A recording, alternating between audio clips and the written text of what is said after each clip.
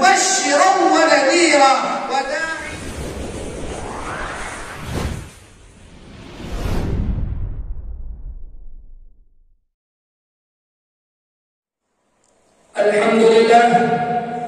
الحمد لله الذي وسعت رحمته السماوات والأرض، والصلاة والسلام على نبيه الأمي الذي بعثه الله ليظهره على الدين كله. أما بعد، أعوذ بالله من الشيطان الرجيم. وكنتم على شفا حفرة من النار فأنقذكم منها. صدق الله العظيم. حضرات أساتذة المعقر وزملاء في الدروس، كانت بلاد العرب منقطعة عن سائر أقطار الدنيا، فما كانت فيها مدنية راقية ولا مدرسة ولا مكتبة ولا مراكز العلم والتعليم، والذين كانوا يعرفون القراءة والكتاب بعد الهزائم ما كان لهم أي علمان مما كان خارج البلاد من العلوم والمعارف والفنون والصناعات في ذاك الزمان، وما كانت لهم حكومة تجمع كلمتهم ولا شريعة ولا قانون يأمرهم وينهاهم، بل كانت كل قبيلة مستقلة بذاتها. كانوا يسلمون الناس وينهبونهم بكل جرأة ووقاحة، ويسفكون الدماء في حروبهم الأهلية الدامية المستمرة إلى سنين طوال. كانت الفواحش والمنكرات فاشية، وكانت الخمر والميسر والأنصار والأزلام لا فقد الصوت بينهم. كانوا بعيدين عن الحشمة والوقار، وحشيين حفاة عراة، حتى إن نساءهم كن يطفن البيت الحرام عاريات، ولا يتقيدون بقاعدة ولا قانونة، ويسفكون الدماء في حروبهم الأهلية الدامية المستمرة إلى سنين طوال. زد إلى ذلك أن الجهالة والرعونة قد تأصلت جذورها فيهم، يعبدون الأصنام ويسجدون لها، فإذا سافروا ونزلوا منزلا ووجدوا فيه حجرا جميلا اتخذوه لأنفسهم ربا، وأخضعوا له أنفسهم سجدا وقياما، ظانين أن هذه الأحجار هي التي تقضي مآربهم وحاجاتهم وتحقق لهم آمالهم وأمانيهم. ومن جملة أشرف الإنسان على هوة من النار. قال الله تعالى: وكنتم على شفا حفرة من النار فأنقذكم منها. فيا أيها المستمعون، إذ بعث سيد الكون ومعلم الإنسانية وخاتم الأنبياء ومنير السبل داعيا إلى الله بإذنه وسراجا منيرا، فرأى البشر بعين نبوته، فرآه إنسانا هانت إنسانيته، ورأى إنسانا غريبا فسد ضميره وحارت عقليته، ورأى مجتمعا فسد نظامه، ورأى اللعب راعيا، ورأى الخشب الجائع طاغيا، ورأى المجرم سيدا، ورأى المنكر معروفا والمعروف منكرا، ورأى الملوك الجبابرة مسيطرين على العباد، ورأى الأحبار والرهبان أربابا من دون الله يأكلون أموال الناس بالباطل ويصدون عن سبيل الله. وحقا أظهره الله دينه على يده صلى الله عليه وسلم، وأرسل نصرته، ودخل الناس في دين الله أفواجا. هو الذي أرسل رسوله بالهدى ودين الحق ليظهره على الدين كله ولو كره المشركون. وبهذا أختتم كلامي، والسلام عليكم ورحمة الله وبركاته. بسم الله الرحمن الرحيم. الحمد لله رب العالمين، والصلاة والسلام على سيد الأنبياء والمرسلين محمد وآله وصحبه أجمعين. بعد. حضرة رئيس الاحتفال المبجل وأساتذة الكرماء وحضرات الحكم وإخواني وزملائي، إني أريد أن ألقي أمامكم حول موضوع نبذة يسيرة عن سيرة الرسول صلى الله عليه وسلم، فالرجاء منكم جميعا أن تستمعوا إلى خطبتي. إخواني، قال الإمام أبو زكريا يحيى بن شرف النبي الدمشقي رحمه الله تعالى في نسبه صلى الله عليه وسلم هو محمد بن عبد الله بن عبد المطلب بن هاشم بن عبد مناف بن قصي بن كلاب بن مرة بن كعب بن لؤي بن غالب بن فهر بن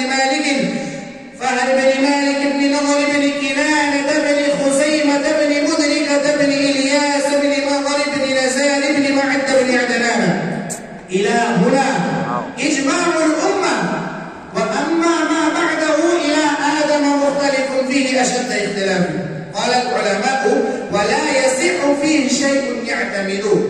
إخواني، كناؤه وأسماؤه صلى الله عليه وسلم وكنية النبي صلى الله عليه وسلم المشهورة أبا القاسم، وكناه جبرائيل عليه السلام صلى الله عليه وسلم أبا إبراهيم. ولرسول الله صلى الله عليه وسلم أسماء كثيرة أفرد منها الحافظ الإمام أبو القاسم علي بن الحسين هبة بن عبد الله الشافعي الدمشقي رحمه الله تعالى المعروف بابن عساكر في تاريخ دمشق، ذكر فيه أسماء كثيرة منها محمد وأحمد وحاشر والفاتح والمقفى ونبي التوبة ونبي الملاحمة ونبي الرحمة وطه وياسين. وقال الإمام أبو بكر أحمد بن حسن بن علي البيهقي رحمه الله تعالى زاد بعض العلماء فقال سماه الله عز وجل في القرآن نبيا ورسولا شاهدا مبشرا ونذيرا وداعيا إلى الله بإذنه وسراجا منيرا وجعله رحمة ونعمة ومذكرا وهاديا صلى الله عليه وسلم. وعن ابن عباس رضي الله عنه قال رسول الله صلى الله عليه وسلم اسمي في القرآن محمد وفي التوراة أحمد وفي الإنجيل أعيد، وإنما سميت أعيد لأني أعيد عن أمتي نار جهنم. إخواني، أم النبي صلى الله عليه وسلم آمنة بنت وهب بن عبد مناف بن زهرة بن كلاب بن مرة بن كعب بن لؤي. وقال إخواني ولادته صلى الله عليه وسلم، ولد رسول الله صلى الله عليه وسلم عام الفيل، وقيل بعده 30 سنة، قال الحاكم وابو أحمد، وقيل بعده 40 سنة، وقيل بعده ب10 سنين. قال الإمام الحافظ أبو القاسم بن عساكر رحمه الله تعالى بابا في تاريخ دمشق الصحيح المشهور أنه ولد رسول الله صلى الله عليه وسلم عام الفيل.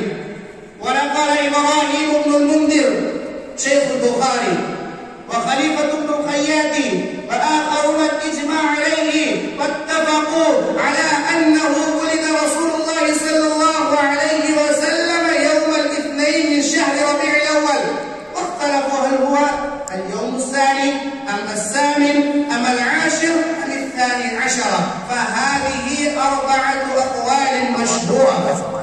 إخواني في الله، وفاته صلى الله عليه وسلم، توفي رسول الله صلى الله عليه وسلم ضحى يوم الاثنين ل12 من شهر ربيع الأول سنة 11 من الهجرة.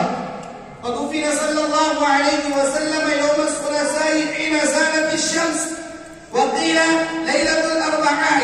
وتوفي رسول الله صلى الله عليه وسلم 63 سنة، وقيل 65 سنة، وقيل 60 سنة، فالأول أصح وأشهر. إخواني في الله، قال الحاكم وأبو شيخ الحاكم أبي عبد الله يقال ولد النبي صلى الله عليه وسلم يوم الاثنين، فهاجر إلى المدينة يوم الاثنين، وربي رسول الله صلى الله عليه وسلم يوم الاثنين، ودخل المدينة يوم الاثنين، وتوفي رسول الله صلى الله عليه وسلم يوم الاثنين. وروي أنه صلى الله عليه وسلم ولد مقتولا مسرورا، وكفن صلى الله عليه وسلم في 3 أثواب بيض ليس فيها عمامة ولا قميص، ثبت في ذلك في الصحيحين. فيا عباد الله، قال الحاكم وابو أحمد: فلما أدرك رسول الله صلى الله عليه وسلم في أكفانه ووضع على سريره على شفير القبر، ثم دخل الناس إرسالا ويصلون عليه فوجا فوجا، فالأول من صلى العباس، ثم بنو هاشم، ثم المهاجرون، ثم الأنصار، ثم سائر الناس. فلما فرغ الرجال دخل الصبيان والنساء، ولكن ونزل في حضرته العباس وعلي والفضل والقصب ابن العباس. قال ويقال وكان أسامة بن زيد وأوس بن خولي معه. وقال إخواني في الله: ودفن صلى الله عليه وسلم في اللحد، وبني عليه صلى الله عليه وسلم في لحده اللبنة، يقال إنها 9 لبنات، ثم أهالوا التراب، وجعل قبره صلى الله عليه وسلم مسطحا ورش عليه الماء رشا. إخواني، هذه نقطة يسيرة تتعلق سيرة رسولنا صلى الله عليه وسلم، نسأل الله أن يوفق لنا على ذلك. وبهذا أختتم بكلماتي، وآخر دعوانا أن الحمد لله رب العالمين.